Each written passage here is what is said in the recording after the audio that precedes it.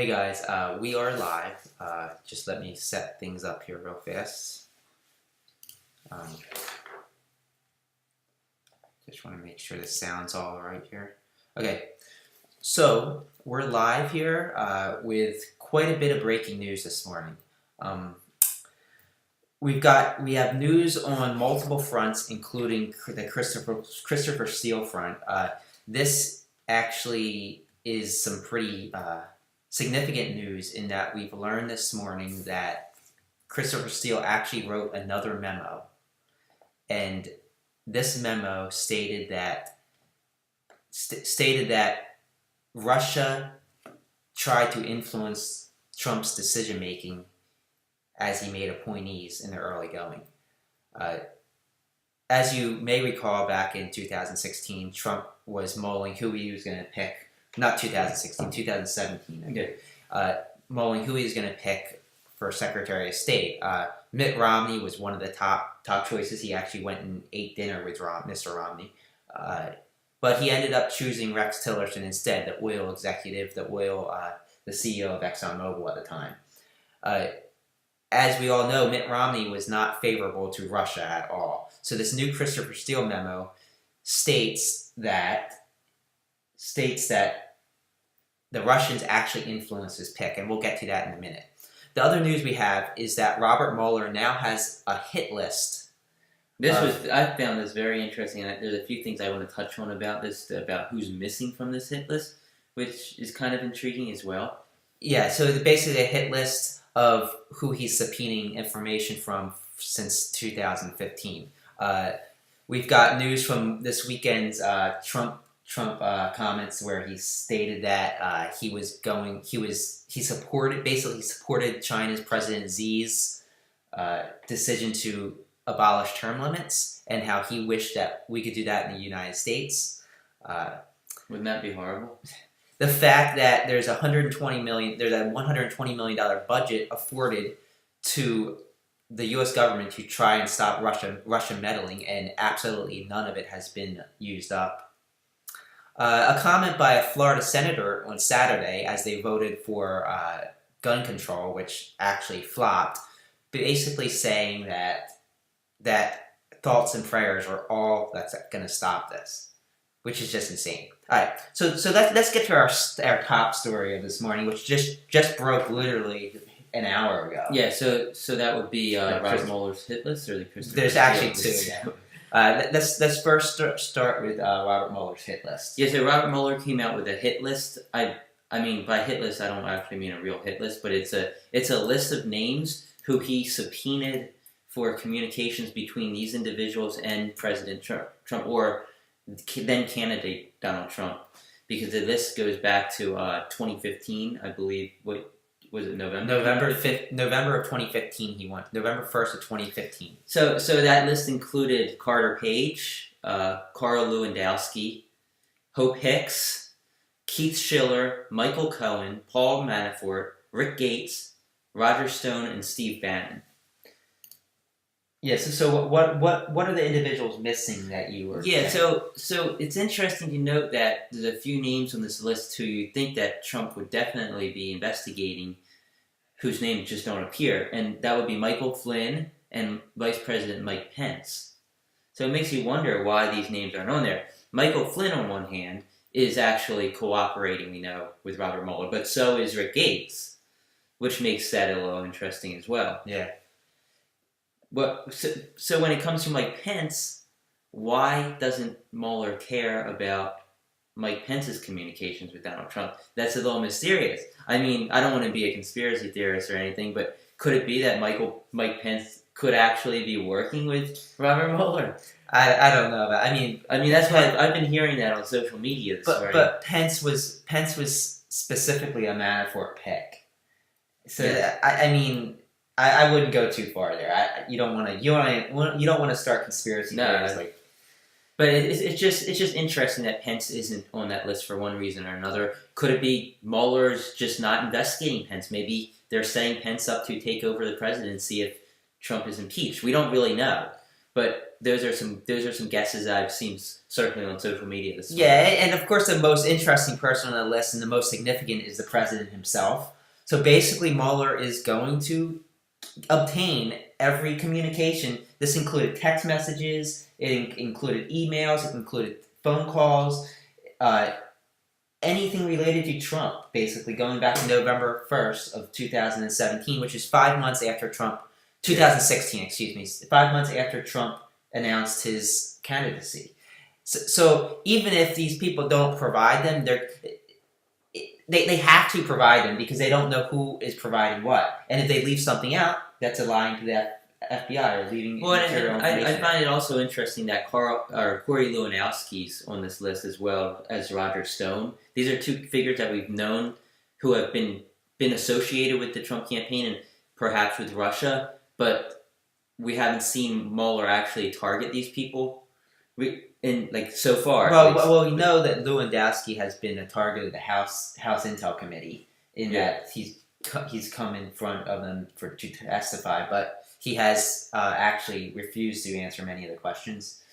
But I wonder if this kind of signifies that perhaps Mueller is actually going to try and get these individuals to cooperate as well. Well, another thing that was pointed out on Twitter by some former attorneys, there's actually a former high-up CIA under Obama, Ned Powers, I want to say, and he basically stated that this list that actually has come out suggests that Mueller is going after a broad racketeering RICO case. And as we talked about before, a RICO case, if one person of the conspiracy or the racketeering case commits a crime, all individuals within that conspiracy are charged with that crime. Yeah, and technically can be sentenced in line. So that would be huge. That would mean that President Trump would basically could be charged with every single crime, every one of those people we read off on that list. Well, not only them, but that could also be connected to the 14 Russians who were indicted 2 weeks ago, and the further indictments that are suspected to be coming from Mueller in relation to the hacking of the DNC emails. We haven't seen that yet, but that's something that could come out this week. Absolutely. It's going to be interesting. Things are definitely speeding up here, and you can tell that a lot is going on, and it's going to keep the pace is going to keep picking up. I feel. Yeah, absolutely. And I wouldn't be surprised at another bombshell later this week. I'm expecting something this week, but that's just a guess. Yeah, I mean, we're going to learn a lot over the course of the next month or so, in my opinion. So the other big story, which in my opinion could be just as big as the Mueller news this morning, is the new Christopher Steele memo that the New Yorker... Jane Meyer from the New Yorker wrote a very long, lengthy, detailed piece about Christopher Steele. Yeah, if you guys are unfamiliar or don't know the whole story about Christopher Steele and who he was and how well respected he was, definitely head on over to the New Yorker and read this article because it really clarifies everything. Absolutely. It's a long one. It's going to take you about half an hour to read, probably. But it's well worth the read. And basically, the big piece of news from this huge article is the fact that, as we said at the opening, Russia tried and succeeded in influencing Trump's decision to choose a Secretary of State, according to the memo. Well, you can't say they succeeded because you don't really know what Trump's thinking was. We don't know if Trump was actually going to make Romney the Secretary of State. So you can't say that Russia interfered and actually changed Trump's mind because we don't know what was on Trump's mind. Some people suspect that Trump was just entertaining the idea to make Romney the Secretary of State for other reasons when he didn't really want to. Some people said it was just basically to piss Romney off and waste his time. Yeah, well, so anyway, the big news here is that Christopher Steele wrote a memo. The FBI obtained this memo. The special counsel has this memo now. And it basically stated that the Kremlin tried and may succeed at the time in changing Trump's decision on announcing a Secretary of State. And the whole goal was to find a Secretary of State who would actually favor the dropping of the sanctions. Yeah, the Ukrainian-related sanctions. Which is what the whole the whole Trump investigation began as is the whole meeting to get rid of the sanctions, and this just lends further evidence to the fact that Trump has colluded with Russia. If you believe Christopher Steele, which is no reason not to believe. Yeah, and Steele also says that it was that Russia wanted somebody that was more pro-Russia as the Secretary of State. And as we know, Romney has come out against Russia on numerous occasions, and he seems to be a very anti-Russian type politician. And now Romney's running for Senate in the state of Utah. Well, and who would be the perfect fit for Secretary of State if you were Vladimir Putin in the Kremlin? Rex Tillerson. Rex Tillerson, who was the CEO of ExxonMobil, had ties to Russia, had business dealings in Russia. He was awarded a medal by Vladimir Putin. I mean, you couldn't choose a better person for Vladimir Putin than Rex Tillerson. Whether Tillerson actually played in the role that Trump wanted him to, or that Putin wanted him to, is to be debated. But it was certainly an interesting pick. Well, it's definitely interesting that it was in relation to Romney too. Oh, absolutely. So what else do we have here? We have the Florida senator. Who was that senator that you? Yeah, the Florida State Senator Kelly Stargell is her name. She actually was debating. She was debating the gun control legislation in the Florida Senate, and it was really remarkable what she had to say. Let me actually bring it up here. So basically, if you guys don't know what happened, the state of Florida debated gun legislation. Some people thought maybe they were going to ban AR-15s. Well, it was actually banned. Technically, it was banned for like 15 minutes, I believe. And then they decided to vote again and kind of overturned it, which is, to me, is just ridiculous. So Kelly Stargell was debating this with the Florida Senate, which is mostly Republicans right now. Mm-hmm. And what she said was basically that let me read it to you. When we say thoughts and prayers, it's frowned upon, said Kelly Stargell, and I take real offense at that, because thoughts and prayers are really the only thing that's going to stop the evil from within the individual who is taking up the arms to do this kind of massacre. I mean, you know, it's like, okay. That's why these things don't get corrected. Well, if you want to pray, I mean, that's up to you, and perhaps you think it has some influence. But there's also things that we as people on Earth can do to actually influence this as well. You can't say I'm going to go out and pray that I become a millionaire. You actually have to go out and work to become a millionaire. It's like you can't just expect God to be the solution to everything.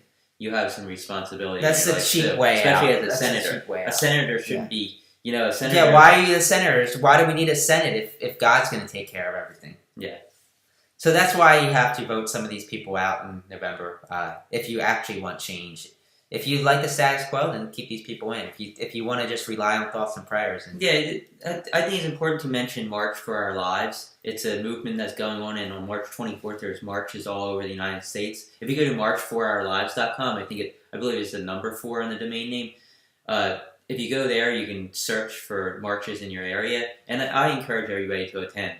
Yeah, there's also Lyft is going to be giving free rides to any of these marches, across America, whether it's the big DC one or whether it's any of those smaller marches that are going to sprout up. There's also a GoFundMe page. If you go to the March for Your Lives website, there's a GoFundMe page where you can contribute so that they can, build these protests up. Yeah, last I saw it was over $2 million. It was close to $3 million. A lot of celebrities are donating now. I know John Legend just donated $25,000.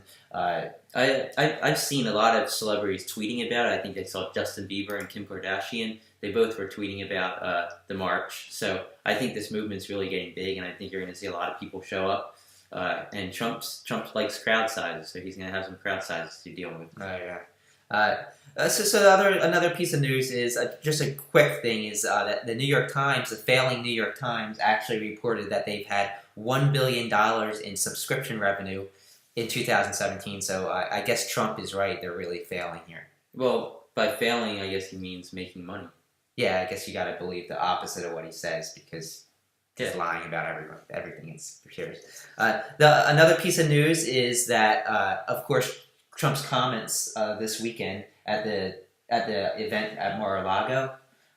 So in China, President Xi, basically, the Chinese government is changing the system so that President Xi can actually be president until he dies. So they're not going to have term limits any longer. So he's going to be like the president of China until he actually either gets taken over by somebody, which I highly doubt will happen, or he passes away. And Trump made comments about this, which kind of left me scratching my head about what he was inferring. Yeah, I mean, he's going to, of course, say it was a joke. He was joking to his base. It might have been a joke, but it wasn't a joke any president should be making. Basically, he said that he basically praised the Chinese President Xi for doing that, and he basically also said that maybe someday he will be able to. We as a country will be able to do that. And that's just like as un-American as it gets. It's just remarkable that he'd actually say something. I was at the gym the other day and I heard some Trump fans talking, and they were saying that, oh, we're going to have 20 years of Trump. It's not just going to be 8 years of Trump. It's going to be 20 years of Trump because it's going to be Donald Trump, and then it's going to be Mike Pence for 8 more years of Mike Pence, and then it's going to be Donald Trump Jr., and then it's going to be Ivanka Trump, and it's like these people actually want like a royal family to be running our country. Yeah, and the worst possible royal family there could ever be, in my opinion. It's more like the crime family, the mob running the country. It just amazes me how people can't clearly see right now that Trump and his campaign have almost certainly committed crimes. I mean, he basically admitted to obstructing justice on Lester Hall. I feel like the only argument left for them right now is just to say, oh, we didn't have the experience, we didn't know the laws because we're not politicians, so we broke the law unknowingly. And I kind of feel like that's kind of what's going to end up happening, because there's not going to be any argument that can be made that he didn't break the law in the campaign. Yeah, or they're going to say, well, Hillary did it, and they'll create some conspiracy and. But I mean, a lot of it has to do with knowing versus unknowing when you get convicted of crimes and sentenced for crimes, and the whole idea of actually knowing you're committing a crime makes it a lot worse than actually not knowing.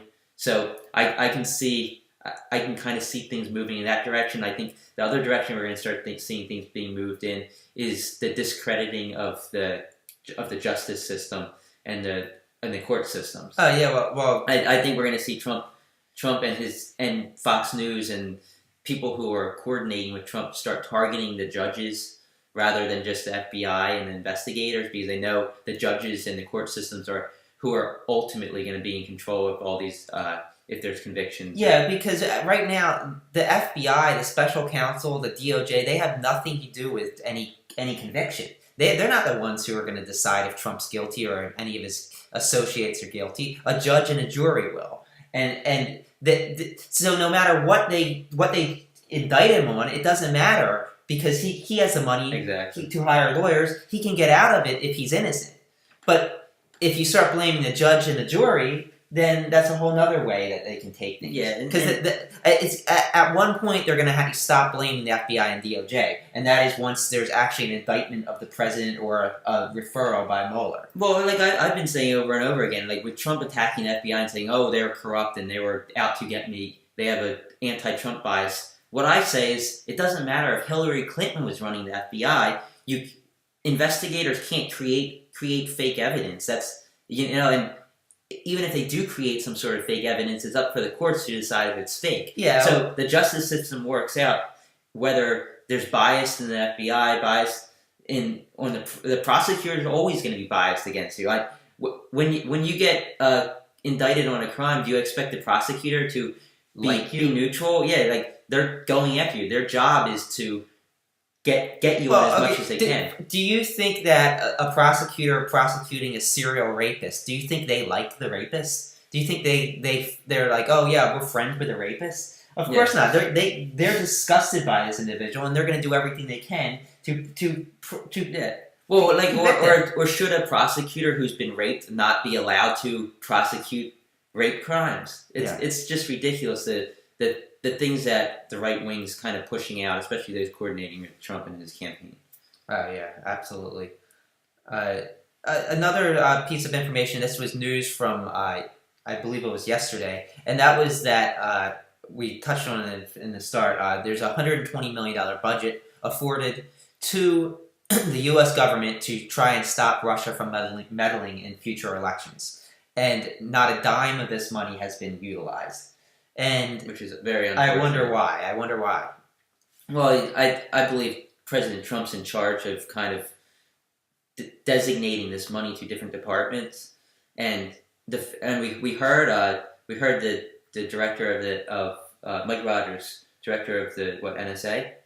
He basically came out and said President Trump has not directed me to actually do anything about Russian meddling, and he said that he needs that directive in order to actually do anything about Russian meddling. So it's Trump trying to prevent investigations, or should I say action against Russian meddling from taking place. And I mean, you wonder why. Maybe because he realizes that in the long run and in the short run, that election meddling on behalf of Russia is going to help the GOP in the midterms this year, and him again in 2020. For sure. And going back to the new Christopher Steele memo that came about earlier today, I can't imagine anything that would be more treasonous than what that Steele memo alleges. And if you missed the beginning of this broadcast, basically alleges that Donald Trump took advice from the Kremlin. He was going to choose Mitt Romney, or he was considering Mitt Romney as a secretary. You don't want to say he took advice. Russia communicated to the Trump campaign that they didn't want Mitt Romney to be appointed as Secretary of State, while Trump was considering making Mitt Romney the Secretary of State. Who was clearly anti-Russia, and Rex Tillerson was clearly pro-Russia. But the one thing here is we don't know. We don't know there's any evidence out there that exists that can prove that Russia actually influenced President Trump's decision. Yeah. I think that's going to be very hard for Mueller to obtain unless he has conversations with Michael Flynn or somebody else. I think that it won't be hard for him to obtain. I think now that he's subpoenaed all these documents and communications since November of 2016, 2015 or 2015. 15. I think that there's going to be some communications within that about the Secretary of State position, and maybe reasons why he didn't want. Well, it should be interesting. I mean, I don't foresee anything being in documents that are actually going to show that Trump made his decision based on Russia. And it's going to be communications with his campaign team and whoever Mueller can get to flip, like the Rick Gates or the Michael Flynn. I think they might have testimony that can say it would be based on hearsay that Trump actually made a decision based. It's hard for me to believe that Trump did this independently without communicating with anybody, whether it was recorded or not. Well, but at the same time, you don't know if that's going to be the reason he's going to give to these other individuals, because he doesn't want them to be able to testify to a fact that he took advice from Russia. Yeah, so it's just like I just don't understand now how the right can continue to bash Christopher Steele. I mean, so much of the dossier has been collaborated. There's sections of it. There hasn't been anything proven to be false beyond a reasonable doubt. And the fact that this man who has helped the U.S. for decades is one of the top British spies, why in the world would he make up this fake conspiracy? Like, what does he have to gain? I mean, to some degree, it could be fame. People could say he wanted to gain fame. But, he's one of the most well-respected British intelligence.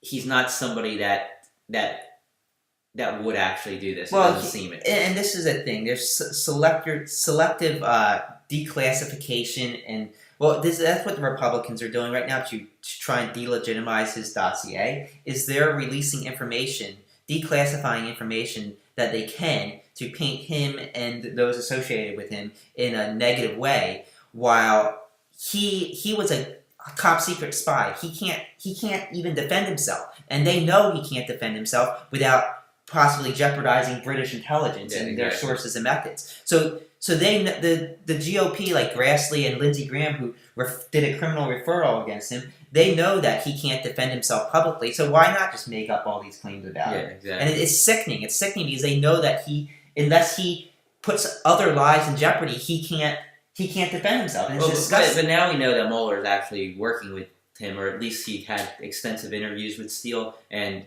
that kind of gives even more credibility to Steele, I think.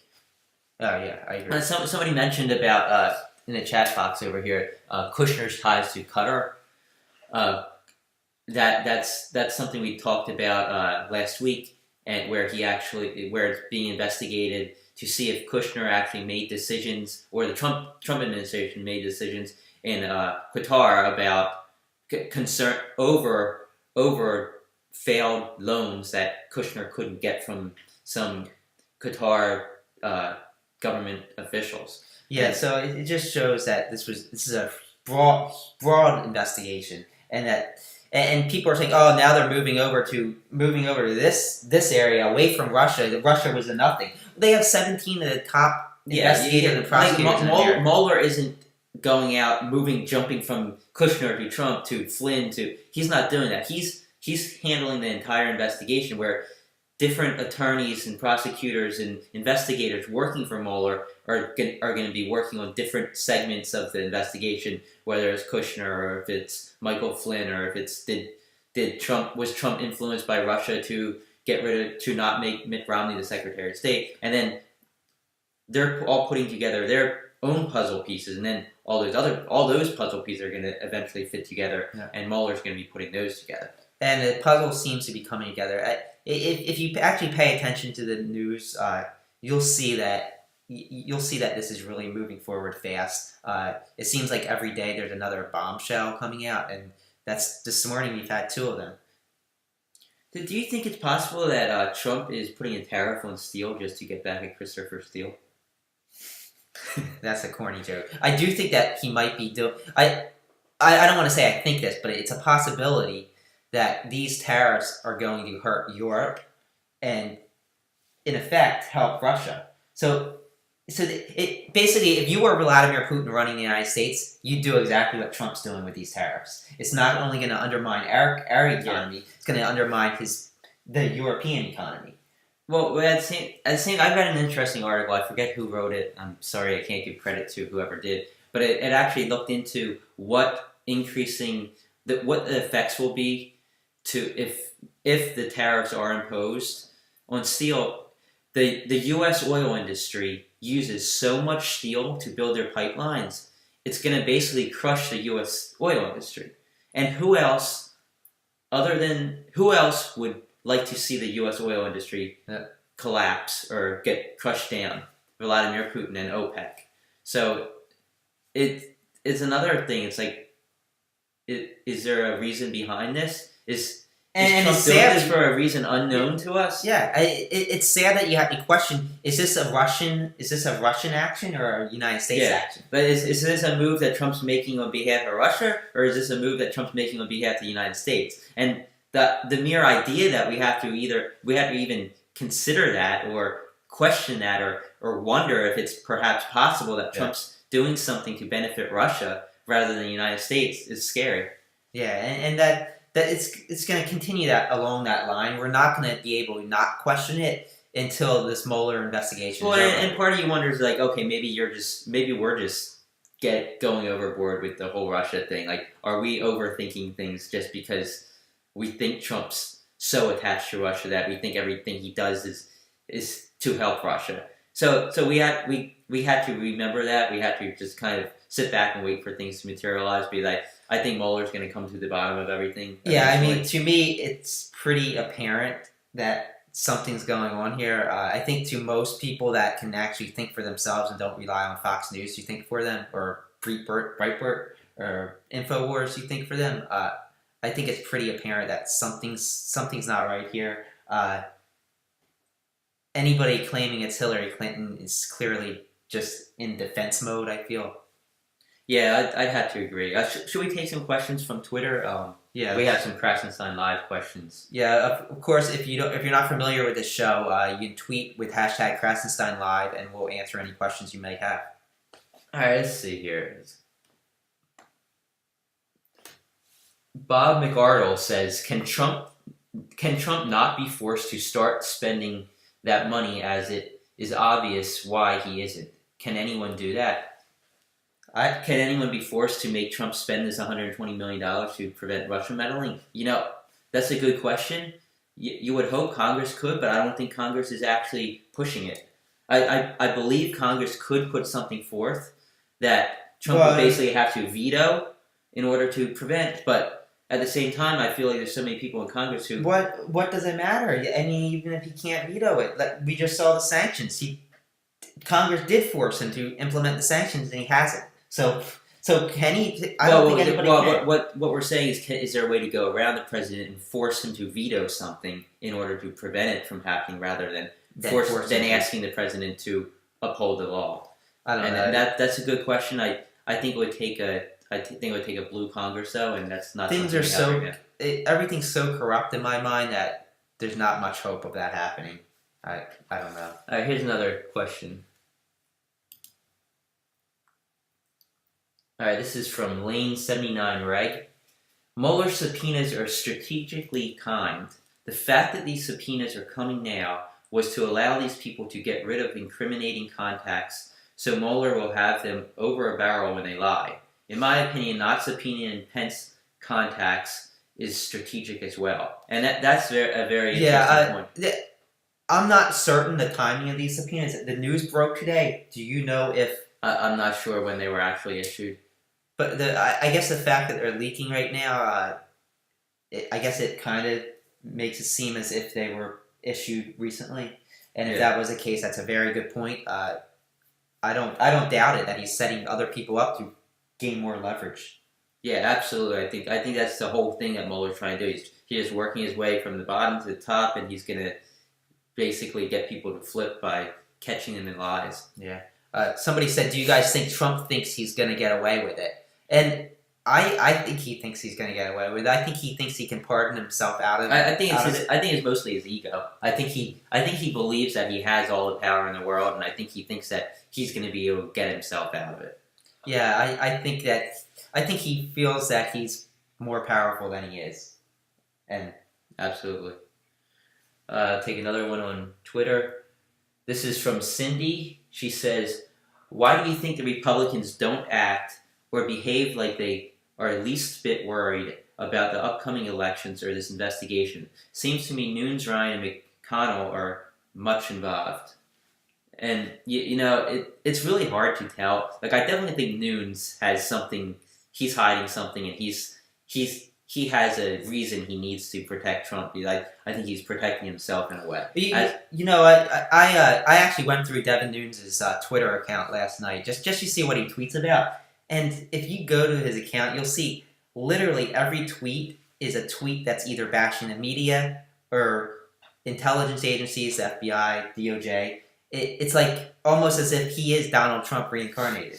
Yeah, he does Trump's bidding for him. And as for Ryan and McConnell, I don't know. Like, there's been a lot of speculation. Maybe Russia has dirt on other politicians as well. That's just a theory, and there's no evidence to suggest this. Yeah. But that's a theory that's being thrown out there, and maybe they're trying to protect Trump because they know protecting Trump's going to protect them. Who knows? Perhaps Trump has some sort of threat against them that he'll pull something from their states if they don't help him, or that he'll basically try and vote against anything that they want to push forward in the future. It's really hard to tell. And at the same time, the Republican Party is supposed to protect the Republican president. I mean, traditionally, it shouldn't be that way, but traditionally that's how. Yeah, I think that if they wanted any credibility after all this, they'd start to maybe question him a little. Yeah, but at the same time, if these leaders, McConnell, the leader of the Senate, and Ryan, the leader of the House, if they were to go up against Trump, they're not going to be reelected, and many people, and probably a Republican in there was to follow them, wouldn't be elected either. Somebody keeps asking about the NRA video comments. Did you see the latest video? No, I don't believe it. I heard about it. I didn't have any time to watch it. Something I did want to touch on that I forgot about is what earlier we talked about the Florida Senator Kelly Stargel and how she basically said thoughts and prayers are our only hope for stopping this. Florida, the state of Florida, Senate in Florida voted yesterday actually to allow teachers to carry guns.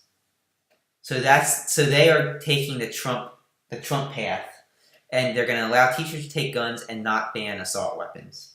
For it being the state in which this horrible tragedy took place, and where the Emma Gonzalez's and David Hoggs are pushing as hard as they can to get at least something done about guns, Florida just went in the opposite direction, basically. Yeah, and they're gonna. I cannot imagine them not paying for it come November, on all levels of government, whether it's city level or the state level or the national level. Let's see. If there's any other questions on Twitter? Nani says, so many twins in my family. My mother and my brothers. My mother's twin sister had twins. My one brother who is a twin has twins. My mother's twin sister's children are my half-sibs, DNA-wise, because they are identical. You look to be identical. Yeah, we are identical twins. I'm 20 seconds older than Brian. And there's no other twins that run in our family, really, except several generations back. I do joke with Brian that his son is really my son. Genetically, he is. I joke with his wife about that as well. Somebody asked, do you think Pence is going to go down as well? And right at this point, there's no telling what's going to happen there. It's so hard to tell what he knew and when he knew it. And yeah, well, I think that's what Mueller's looking with these communications. But like I said earlier, I don't know why he's not looking at Pence's communication with President Trump. Unless there's a possibility is that they were trying to get these other communications to implicate Pence in something, and then ask Pence for his communications to see if he leaves anything out, and then they have Pence on crime, and they can take Pence and Trump down at once. True.